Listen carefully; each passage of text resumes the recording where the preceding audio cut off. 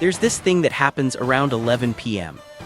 You're lying in bed, phone in hand, and you're not really doing anything.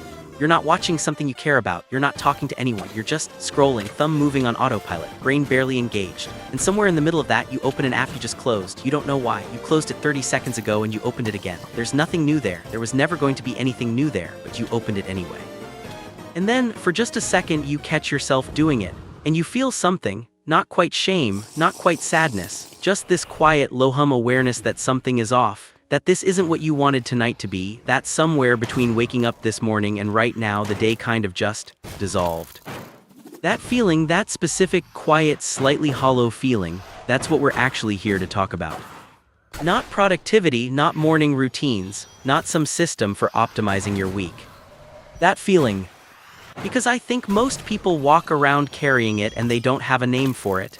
And when you don't have a name for something, you can't really deal with it. You just feel it, and then you reach for your phone and the cycle continues. So let's slow down, let's actually look at this thing. I used to think I had a motivation problem. That was the story I told myself for years. I'd look at people who seemed to have their lives together, people who woke up early and worked out and finished their projects and somehow still had time to be good friends, and I'd think, they have something I don't. Some internal fire, some drive, some reservoir of energy and willpower that I was just born without. And so, naturally, I went looking for it. I watched motivational videos, I read the books, I made the playlists. I wrote the goals down in notebooks with very clean handwriting, as if neat handwriting was somehow going to trick my brain into taking it seriously. I had a phase where I watched clips of athletes training at 4 a.m. and genuinely believed that watching someone else suffer was going to make me want to suffer. It helped for about 2 days, sometimes 3. And then I'd crash back into the same patterns, feeling even worse than before. Because now I had the extra layer of knowing I'd tried and it hadn't worked. And the thing about repeated failure is it doesn't just leave you where you started. It leaves you slightly more convinced that you can't change, that this is just who you are. That's a dark place to live. And here's the thing I eventually figured out, the thing that completely changed how I think about all of this. I didn't have a motivation problem. I never had a motivation problem. Motivation was never the thing that was missing. What was actually missing was something quieter, something less exciting, something that no one makes hype videos about. But we'll get to that. First, I want to talk about what motivation actually is, because I think we've been sold a really distorted picture of it. The way motivation gets talked about online, in the videos and the content, in the whole industry built around it, it's portrayed like a force, like something that hits you, like something that either arrives or doesn't, like lightning. Either the sky opens up and you feel it coursing through you and you go conquer the world, or you don't, and you sit on the couch eating cereal at 2 p.m. feeling like a human-shaped pile of regrets. That framing is so seductive because it removes responsibility. If motivation is a force that arrives from outside you, then when it doesn't show up, that's not really your fault, right? You're just waiting, like someone who ordered food and the delivery guy is late. Nothing to do but sit here. But that's also why it makes people feel so helpless, because you're basically outsourcing your entire life to a feeling.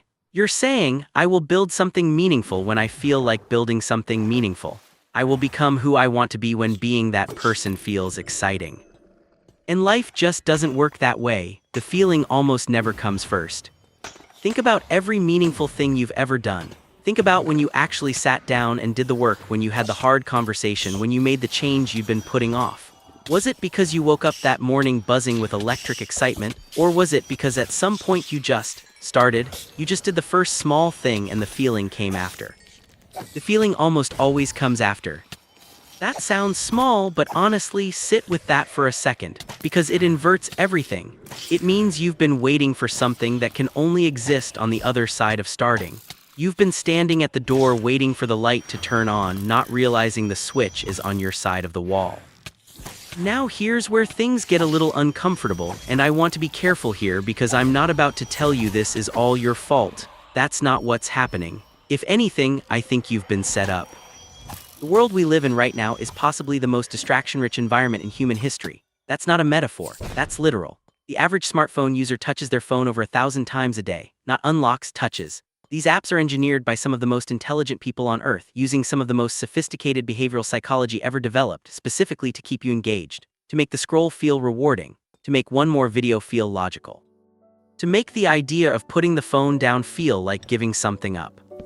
And here's the really subtle part of this. Prolonged exposure to that kind of constant low-grade stimulation actually changes what feels normal to your nervous system. When you've spent years flooding your brain with quick hits of dopamine, a like, a funny clip, a new notification, your baseline for what counts as enough stimulation quietly rises. And then you try to sit down and do something that requires sustained focus, something that builds slowly, something that won't pay off for hours or days or weeks, and it feels unbearable. Not because you're lazy, because your brain has been recalibrated. You're not broken, you've been optimized in the wrong direction. And the sneaky thing is that the very tools that made it hard to focus are also the tools you're using to try to fix it. You open YouTube to find motivation. You scroll through productivity content. You watch a 12-minute video about how to stop watching 12-minute videos. And there's this surreal quality to it, like trying to sober up by drinking more slowly. I'm not immune to this either. I've done all of it. Every single iteration of looking for the answer inside the machine that's causing the problem. And there's a reason we keep doing it, because it feels productive. Consuming information about change gives us the emotional reward of change without requiring the actual discomfort of it. It's a very clever trick your brain plays on you. Learning feels like doing. It doesn't feel the same, but it feels similar enough that your brain accepts it as a substitute. That's what we're actually navigating, not a lack of motivation. A system that has quietly replaced action with the simulation of action. So let's talk about what's actually on the other side of all this, because I don't want to just describe the cage, I want to talk about what it feels like when you start walking away from it. There's this concept I keep coming back to, and it's not mine, psychologists have studied it for decades, but the basic idea is this: humans are not wired for happiness through consumption. We're wired for meaning through contribution, through making things, through building things, through relationships where we show up and actually give something. When you're just consuming, just scrolling, just watching, just existing as an audience for other people's lives, you might be entertained, you might even feel temporarily good. But underneath that, there's this low-level restlessness, this sense that you're watching life from the bleachers, and no amount of entertainment fully fills that gap, because what you're actually hungry for isn't content. It's participation. It's the feeling of being someone who is building something, however small. And this is the part where I think the whole motivation conversation goes completely wrong. Everyone is asking, how do I get motivated to do the thing? But the better question is, what does doing the thing actually give you that motivation never could? Because motivation is a feeling, and feelings pass. But identity, who you understand yourself to be, that's structural, that's load-bearing, that changes how you move through every single day. The people who actually change, the people who build things and sustain it, they're not running on motivation. They stopped waiting for motivation a long time ago. What they're running on is a story they tell themselves about who they are, not who they want to be, who they are. There's a massive difference. I want to be someone who exercises is a hope. I'm someone who moves their body is an identity. One of those creates waiting, the other creates behavior. And this is where things get genuinely interesting. Because identity isn't something you're born with, it's not assigned. It's something you construct gradually through repeated small choices. Every time you do the thing you said you'd do, even if it's a tiny version of it, even if it doesn't feel impressive, you're casting a vote for who you are. You're writing a line in the story. And over time, the story becomes something you actually believe. I want to be really honest about something here because I think it's important. That process is slow. It's genuinely, frustratingly slow. And we live in a world that has completely broken our relationship with slowness. We want the transformation to look like a montage. We want 30 days to be enough. We want to feel different by the end of the video. But the people who have actually done it, and I mean genuinely changed something about themselves that they'd been trying to change for years, almost none of them can point to a single dramatic moment. What they can usually point to is a long string of unremarkable decisions, boring choices, getting up and doing the thing on days when they really didn't feel like it, not because they were fired up, not because they had a 5-step system, but because they'd started to understand who they were trying to become, and walking away from it felt worse than pushing through. That's it, that's the secret. There's no formula more complicated than that. But here's what I think trips people up. They mistake the absence of excitement for the absence of progress. They expect every step forward to feel like an ascent. And when it doesn't, when it just feels like another ordinary day where you did the ordinary thing, they assume nothing is happening. So they stop, and they go looking for motivation again, and the cycle resets. Meanwhile, the compounding that was quietly building in the background just evaporates. It's like pulling a plant out of the ground every few days to check if the roots are growing. Here's a small, practical thing, and I'm only mentioning it because it's the one thing that genuinely changed how I experience this, so take it or leave it. Stop optimizing before you start. That sounds weirdly simple, but hear me out. There's this pattern that I think a lot of people who care about self-improvement fall into, and it's specifically the people who care, not the ones who don't, where they spend enormous amounts of energy designing the perfect approach before they've done the thing even once. They research the best workout program before they've been to the gym. They read about writing techniques before they've written a single page. They watch interviews with successful people before they've attempted anything. And I understand why. It feels responsible. It feels like preparation. It also feels much safer than trying and finding out you're not good at something yet. But what it actually does is create this enormous gap between you and starting, because now you can't just try something, you have to try the right something. And the pressure of that is often enough to make you never start at all. The shift is this: give yourself explicit permission to do the thing badly, not as a strategy, not as a technique, as a genuine philosophy. The thing done imperfectly today is worth more than the thing designed perfectly in your head for 6 months, every single time. The person who starts the project without the right setup, the person who goes to the gym without the right plan, the person who writes the first draft without knowing if it's any good, that person is building something the planner never is. They're building evidence. Evidence that there's someone who does things, and that evidence compounds. I want to talk about who you actually are for a second. Not who you're afraid you might be, not the version of you that you perform for people, the version of you that showed up to watch something like this. The fact that you're here thinking about this stuff, that's not nothing. It actually says something. Most people don't do this. Most people don't sit with the question of why they feel hollow sometimes, or why they keep procrastinating on the thing they actually care about, or why the life they're living doesn't quite match the one they imagined. Most people just feel the discomfort and scroll past it. They've gotten very good at not looking directly at it. But you're looking at it. And I don't think that's accidental. I think people like us, and I say us because I genuinely mean it, because I'm not above any of this, I'm in it too. I think people like us are drawn to these questions because somewhere we haven't given up on ourselves. Not fully, even if it feels like we have sometimes. Even if we've told ourselves we're lazy or inconsistent or just not the kind of person who follows through.